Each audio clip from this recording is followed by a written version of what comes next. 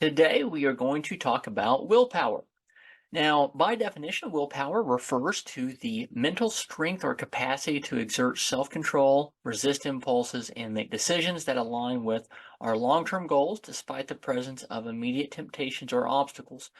It involves the ability to delay gratification and regulate our behavior, thoughts, and emotions in the pursuit of our actual desired outcomes. And we often refer to this psychological construct as self discipline. And of course, as we all know, self discipline often fails us, if not always, at least over time. Now, by understanding the psychological definition of willpower and being fully aware to its relation on our self regulation and why it fails, we are more likely to be able to develop effective strategies for our goal pursuit that rely on more than just that self discipline. So, I'm going to weave a story throughout this topic today. And this is a common example of willpower failing in the context of health and fitness. And of course, this is the struggle to maintain our strict diet and our workout routine.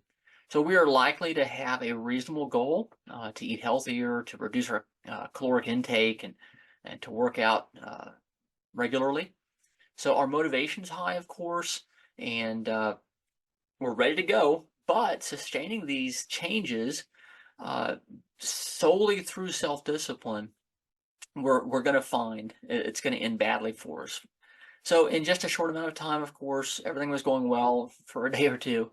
And then external factors such as stress, changing context, for instance, a holiday comes up or you're doing something over the weekend, just something, in fact, just a weekend. So you have your work week, you have a weekend, something changes.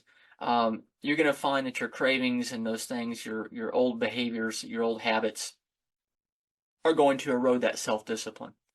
The desire for the immediate gratification or again, the very real pleasure that you get from eating something that you want to eat will overpower your initial commitment to that healthy diet or that consistent workout routine. And this consistently results in instances of overeating, indulging in unhealthy snacks and not stopping, and then basically just abandoning your caloric intake altogether. So how does this relate to self-regulation? So self-discipline or willpower, it's a finite resource, and that will be depleted over time, especially when you're faced with cognitive loads, stress or fatigue and so forth. So relying solely on self-discipline to achieve your long-term goals is just simply not effective. So as an important side note here, I like this quote by Mark Twain. He said, if your job is to eat a frog, it's best to do it first thing in the morning. And if your job is to eat two frogs, it's best to eat the biggest one first. And so again, in this context, willpower tends to diminish as the day progresses. So therefore, it is a good strategy to tackle the tasks that you're typically trying to avoid or you dislike for whatever reason. It's just not comfortable, you don't enjoy it. It's best to do those things first. And this strategy basically leverages your higher levels of willpower earlier in the day, optimizing the productivity and increasing the likelihood that you're going to be successful in completing that task that you don't like or dislike. So continuing on with the story, again, this is an example from me. It doesn't have to be anything that I recommend. It's just my personal behavior and strategy. I have found that it is easier for me to get up at 5 in the morning. I complete my personal hygiene, such as shaving and brushing my teeth and so forth. And I complete my 6-mile run. I have an 11-minute weight routine that I do after that. So again, it's not comfortable. I don't enjoy getting up at 5 in the morning. It's not easy. We're going to talk about habits later. So I have developed it into a habitual behavior. But when I'm getting up, it's still easier for me to say, you know what, logically, this would make more sense at 5 p.m. So when I go home from work, I just feel better about doing this. However, after dealing with the tasks all day, I have found that I am physically and mentally unwilling to be further disciplined later in the day, even though the weather might be nicer and I'm, in some regards more awake than I am at 5 in the morning. So what I have found is that if I don't do this task first thing in the morning, then I'm either going to be really not enjoying it later in the afternoon. We're going to call that avoiding. or I will just very likely skip it altogether. So I have found that this does not work for me to push this until later in the day. So why does it fail? Why does this happen? So when it comes to goal pursuit, there are many reasons, of course, that our willpower can falter, such as, again, we may be mentally exhausted from dealing with stress or emotions throughout the day. We've talked about that. We may have emergencies that come up or tasks with higher priorities that push our intentions out of the way or displace them. We may also find that we simply have less energy than when we first woke up, and there's other reasons. But all of these scenarios change our available motivation to pursue our goals. They also affect our sustained persistence, and worse yet, when our motivation or our endurance of our motivation isn't consistent, or when we feel as though we must constantly exert effort to resist temptations, then we're likely to abandon our goal pursuit completely. And this consistent failure in self-discipline or willpower causes us to feel bad about ourselves, and we feel bad about our self-discipline, and this results in what's called self-loathing, and this decreases our sense of our overall sense of psychological well-being, which takes us to a bad place. So that is not a place we want to go. So continuing on with the story of when I fail, so an example is donuts at the workplace. So if I'm offered a donut when I go to work, I'm going to eat one. I'm probably going to eat two, and hopefully I like to think I could stop at two. I don't eat breakfast. This is just a little background. So after my workout and so forth, I'm not really that hungry. So eating would actually be more compulsive than a need. So I don't feel the need to eat breakfast. I drink water and head to work. And so I'm a little bit hungry, but nothing crazy. Normally within my context, this is not a problem. I'm not tempted to stop at a donut store on the way to work. I don't feel like I need to stop at a fast food establishment. I just head to work and all's going fine. And I have goal congruent habits. They're functioning and I'm ready to go right through lunch. However, I am a little bit hungry, and so with nothing except my willpower between me and that donut, I'm very likely to say yes rather than no. And this is just an example of where willpower is failing consistently for me. So it's to the point where I have requested fruit be offered, and I like to think that if there is fruit there with the donuts, I might choose the fruit. That's still questionable. But again, the problem is if I'm relying just on self-discipline, I'm going to fail. I do have some other tools. So currently, my health is in a place that if I say yes to a donut, it's not going to affect me as long as I'm watching this, as long as the context is not very, very often. But again, I don't want to eat the donut, so I'm not saying it's a good thing. I'm just saying that self-discipline is not working.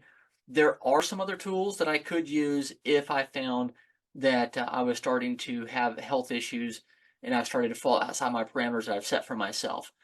So there are some other things I could use, but self-discipline isn't the tool that's going to keep me from eating that donut. So what should we rely on to accomplish goals rather than willpower?